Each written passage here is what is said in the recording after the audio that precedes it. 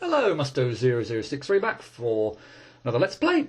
And for those of you who watched my previous Let's Play, Mega Man Day in Limelight, this will of course come as no shock whatsoever. I'm going to be playing Mega Man Day in Limelight 2, the successor. So, why did I indeed do Mega Man Day in Limelight and this game? Or why now? They're fun games, but also I was going to be undergoing an operation at the beginning of November, to have wisdom teeth taken out, and I kind of felt, well, am I going to have a bit of a sore mouth? Am I going to be doing want to be doing a lot of talking, after having had the operation? So that kind of maybe ruled out Mega Man 8 Let's Play Perfect runs, because all the scripts that I'm going to have to churn out, and potentially an I Want to Be game as well, because I don't know how long it's going to go on for, and it could go into late November, December, and I just kind of thought, well, hey, let's do these games. I really like Mega Man Powered Up, my favourite game. I really like these games, and it's just a kind of games that I can kind of get through in one kind of sitting quickly, and if I've worked out my upload schedule as I should have done, then these games will be uploaded, or this will indeed be my last Let's Play of the year. So hopefully the last video here is uploaded just before Christmas or just before the end of the year, and that will be the end of the year as far as my channel goes. So I think that's probably enough of an intro by way of the getting into the Let's Play per se. So yeah, let's actually kick off with the intro for the game itself. 20XX. Dr. Wily has been defeated and the world is at peace again. Dr. Light has placed Wily's robots in storage until they can be modified to aid society.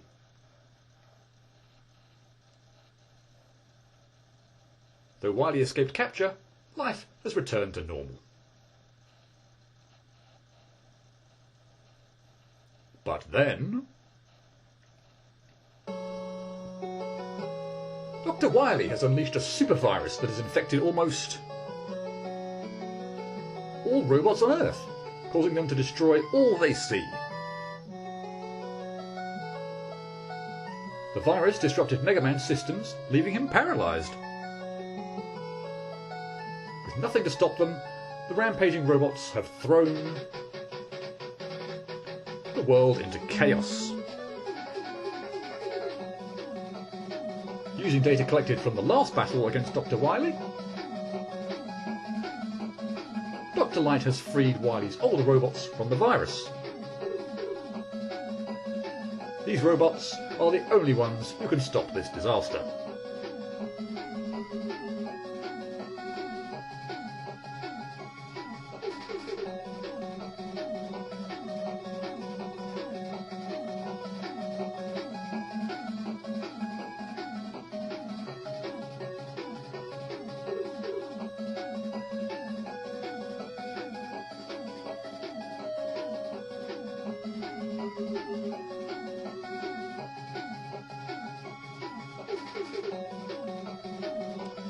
And that's the intro to the game. A little bit disappointing there's no dialogue while about 5 Robot Masters show off their thing, but oh well.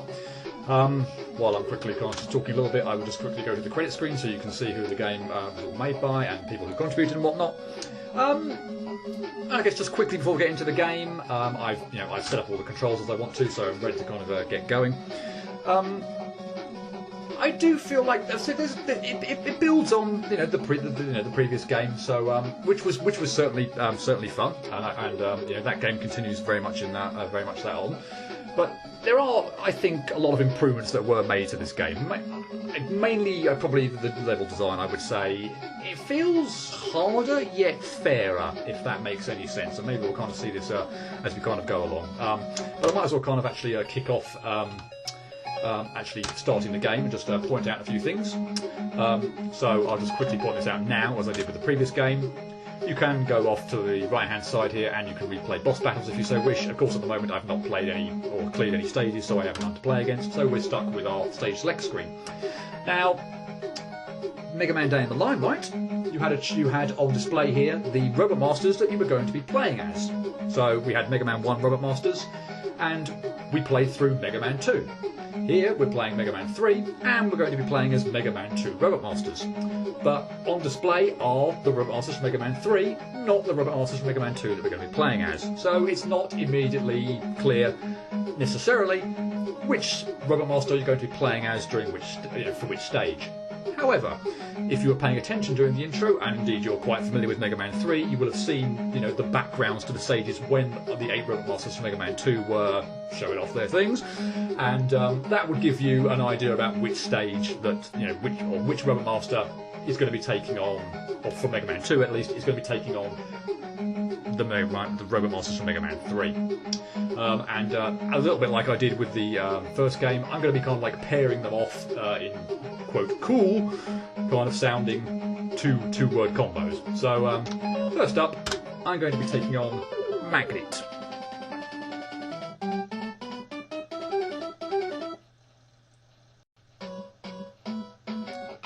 And I get to play as Heat. So, I don't think we saw a demonstration of his attacks during the little intro, but just to say that he launches these fire shots. They arc horizontally, or one goes kind of horizontally and one goes vertically. He doesn't seem to always shoot vertically, so sometimes he will, sometimes he won't. Yeah, it's a little bit kind of, it takes a bit of use to getting used to the arcing of it, particularly the one that goes up. It's not the most necessarily straightforward weapon to use in terms of hitting enemies, but it's fine. It works. It serves its purpose and it works quite well. Hitman's additional ability, as you can see there, he can dash up, he can dash down, he can also dash left, he can also dash right, and he can do this in mid-air as well, so just to prove a point, he can also do it on the ground. And yeah, this is Hitman's kind of special ability, and we're going to want to get used to that quite quickly. I could make this jump, but I could make things a lot easier for myself by just dashing over the pit. I say I don't need to use Hitman's ability at all in this screen in order to get by, but it does make things slightly easier. But yeah, the game's going to kind of get to the point quite quickly where we're going to have to be using this dash ability, a lot. So and here we go. There is no way I can make this jump without using the dash ability. So yeah, the game kind of teaches us quickly, that we have this new ability, or indeed that we thinking that we're going to have a new ability, and we're going to have to do get used to it pretty quickly. Terrible demonstration with the weapon here. There's a demonstration also that this dash attack doesn't just serve as a dash. It also serves as a little bit of an attack as well. So it also does. So let's just attack this one right from the start with this dash.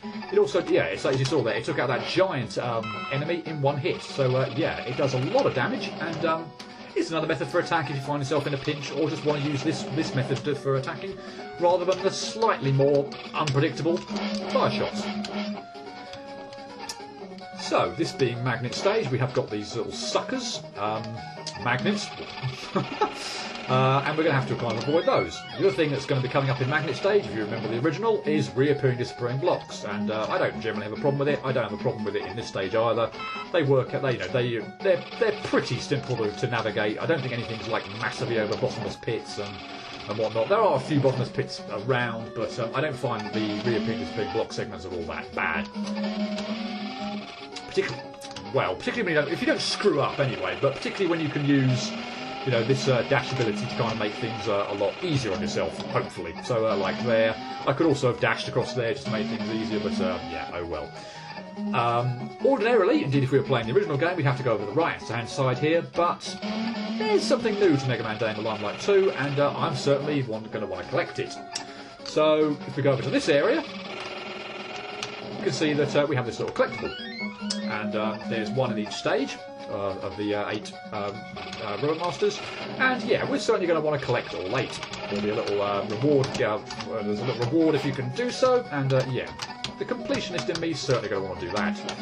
Now, I hate that sodding enemy in the original Magnet stage. It has an annoying habit of ending perfect runs, and it's also rather annoying there as well. It just has a habit of being right in the way, yeah, it's very hard to attack it and not get hit, or not get hit yourself. Particularly with the way Heatman's kind of the direction in which his shots go. I'm trying to be a little bit clever here in terms of getting Heat's enough height in order to collect his energy tank. To be honest, I don't think I really need to muck around too much actually getting this. There are still loads of E-tanks, throughout the game that are less of a pain to get than this one. The reason this one's just a little bit of a pain is because it's very awkward to get the right height up here where I can get to the platform, and when I dash up in order to get that little bit extra height, to not kill the sodding enemy. As you can see here, if I'm kind of up that high, I'm actually going to destroy the enemy. And for some reason, I keep slipping out of the damn range of the flipping sucker as well. And then, of course, you also do stupid things like where you just don't press the up button when you're up there, and instead as well. And again, it's such a pain in it with a keyboard. I want to stress again, I haven't to play this with a frigging keyboard because I can't play with my controllers because both USB drives on my computer are busted. I cannot possibly play this game with a controller, which I would ordinarily do. I'm resigned or resorting to have to use the keyboard. And I would never usually play Mega Man games with a keyboard. Just no. And yeah, that does make the controls a little bit awkward. I think I actually did a pretty remarkable job, if I actually do say so myself, on the original game, Day in the Limelight, in terms of the number of times that I died. I think I only died like once during like the gauntlet stage where I was playing with fire. But wow, yeah, I do not like playing these kind of games with a keyboard, but as you can see there, that's the kind of thing that happens when I do. Regardless, here is Magnet. And he's a little bit different than the original. He works, a lot in the same kind of way. So he has this 3 magnet attack. He also does this suck-in one. But as you can see, the magnets work in a slightly different way. And he will also, that was dreadful. He will also, he has these magnets on the ceiling, and he will also use them to suck heat up to the top. And it's kind of a little extra hazard in order to get through the stage. Or get through the boss fight. You can also, so you can see here I'm walking. Unlike Mega Man, I do not have a slide ability, so I cannot get away from that sucking in unless I dash. So I guess if I started like miles away from Magnet, I could probably survive that no problem. But still, might as well kind of make use of the dash in order just to get away. So if you can kind of be clever as well and get Magnet while you're dashing, then that will do extra damage to him. At least I think it does anyway. So yeah, if you can pull that off, great. If not, and you were clumsy like I was there, then yeah. Oh, and I got lucky there as well, and the Magnet just ran out just as I was as I was about to get pulled in. Yeah, not doing terribly good on this boss, but it's still pretty easy, as you can see. You have lots of opportunities to hit Magnet, so yeah, this is actually probably a pretty straightforward boss fight, in my opinion. And that's Heatman. He's kind of fun, but yeah, from my perspective, when I have to resort to using a sodding keyboard, I do find him a little bit difficult to control. But that's my issue, not the game's.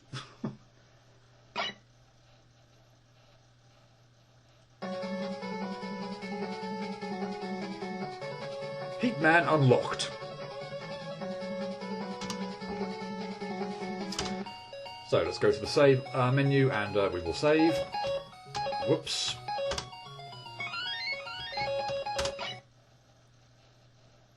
And we get this little cutscene by collecting the first icon. I have studied this strange object you picked up. It appears to have been made by Dr. Wily. If you can find more of them, I could build something to assist you.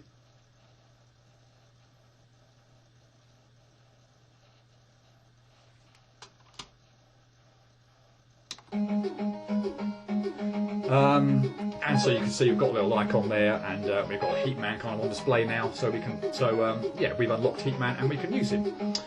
So the second stage I'm going to go after is I'm going to take on Spark, and as you might have seen there, the little flicker the Robot Master sprite changed. So we actually saw that it was Wood that we're going to be playing as, and of course, sure enough, yep, we are going to be playing as Wood. So let me just take out this enemy first before I demonstrate something. So here what you can actually do, which you couldn't do in the original, if you so choose, you go to the pause menu. I could choose to play as Heatman. So I could now go through this entire stage as Heatman, if I so wished. I could pretty much play the entire game as Heat if I wanted to. I could just, ignore all the Robot Masters and just play as the one I wanted. So it's great in some ways, and you can. Some of the stages actually kind of suggest that you perhaps do want to use different rubber masters because they'll help you get through different areas a lot easier. So some they all have like different jump heights, and some can climb ladders, some can't. Some have much better weapons that you're probably gonna want to use. The danger to that, and I hope a lot of players don't do this, is that they go straight for Metal Man, straight for Quick Man, and just play through like 99% of the game with those two. They tend to probably be the better ones, but certainly as much as possible, I'm going to be keeping, or certainly during the stages where we kick off, with the Rope Master, I'm going to be clearing them with the Rope Master that was intended. As for, the Wily Fortress and some of the other things that are coming up, I'll just, switch Rope Master depending on how I feel. But, yeah, this is stage. I could play as Heat, but no. We're supposed to play as Wood, and I will play as Wood. So, he is quite bulky, as you can see here. He doesn't seem to have a particularly high jump. He also cannot climb ladders, hence what these little platforms are for. These are kind of our ways of getting through levels, and that was a dreadful job. His weapon is the Leaf Shield, and you can fling it, so you can fling it in all different directions. If you once you've got the shield and press a directional button, then you can launch it. The great thing as well, where here in Sparkman stage, is that it can also gum up these little spark shooters. So yeah, for the most part, you're going to want to do that. Now that one is gummed up with a leaf, it's not going to shoot at us, and we can hopefully get a nice pattern and get through this area no problem. And as I completely suck on that, I don't know why on earth I didn't see that one below me and thought it would be a good idea to clog that one, but yeah, oh well. If for whatever reason if the leaf doesn't stick to the little area, then just launch another one. It tends to be quite good at actually sticking. It also kind of blocks, so you can see here, for instance, if I stand here, the actual shield is kind of blocking off the sparks that it's actually producing. So yeah, you don't have to gun them up. You could just kind of wear the leaf shield, but yeah, I think it's always quite fun to actually just kind of experiment with the kind of the abilities and powers that the Rubber Master has at his disposal, and yeah, gumming up these little things is fun and a good way of getting through a level. Unfortunately, it does not work with these things. Now, you can actually kill these things, but I can't do it with wood. As you can see here, the electric shocks actually just get rid of the leaves. So yeah. Now we're mucking around with terrible gameplay. As you can see here, we have that little icon. Now I can't get it from that one, but what I can do is I go down to the bottom screen. I mean, this is a very, very simple one to get. It's not hidden or anywhere out of the way at all, like the Heats was, where he kind of had to dash up to a completely kind of new area that you perhaps not ordinarily go to. But this one, it was right in view. There's no reason at all why we shouldn't actually collect that one. Once we've gummed these up, we can walk. Oh, dear, that was bad. Once we've gummed these up, we can walk over them. But as you can see here, the leaf shield is not permanently kind of gumming them up, so we do need to be a little bit careful. And I'm doing a terrible job on this stage, and indeed this whole area. But yeah, it doesn't gum them up permanently. So yeah, be quick and be careful when you're going through this section. You probably just want to. I mean, there's what I'm doing here. You can kind of just. Wow, I'm doing terribly. If you kind of stand under these chutes that spawn the enemies and then shoot upwards, you'll tend to be able to kill the little enemies off before they actually shoot down at you. But that was a terrible, terrible job, and I could really do with some help. I guess one thing that's probably worth noting as well is that the game is actually pretty much as generous as the original Mega Man 3 was with its energy tank system. So you can actually only hold 3 energy tanks at a time, but there are so many littered throughout the stage, and it's really easy to just with that limit to use an energy tank if you need to while you're at maximum, and then just collect one that's on screen. There are so many energy tanks kind of just lying around, but again, that's actually really appreciated in the sense that I do think actually of this game, as I say, as with the original as well, there are lots of opportunities where you could quite easily die. So yeah, it's having the kind of lots of energy tanks, particularly on this game, is much appreciated. Well, certainly it is by me anyway. And it doesn't look like I'm going to get any extra health before we get to the boss, which is sad. Sad indeed.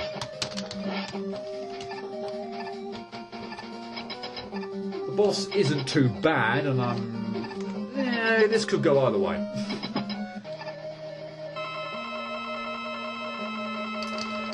Spark works very similar to how he did in the original, at least in terms of his attacks, but unlike the original where we would have, oh my god, what am I doing? Where we'd have like a slightly or a raised platform to kind of work with. Here we've now just got these little extra icons, which obviously Spark rides on, and that he alters how the height at which he is. Woodman can obviously also stand on them and manipulate them that way as well. But I generally find for Wood that I just don't really want to use them. After like Spark's initial kind of salvo, he gets kind of locked into this pattern where he just jumps immediately from one to the other. If you kind of stand a little bit away from the corner when he's launching the giant Spark Shock or whatever it is, I just generally find that it tends to, if you then run to the corner and jump, you'll tend to avoid it from faking it out. So yeah, once you kind of get him into this pattern, I actually think Spark is a pretty easy boss fight. This thing does do mega damage though, so yeah, stay out of its way. But yeah, generally, wow, that was terrible at the end there. But yeah, fortunately I still had enough health to say that's a pretty easy boss fight actually. And why not? Let's just stand on the platform while we finish the level.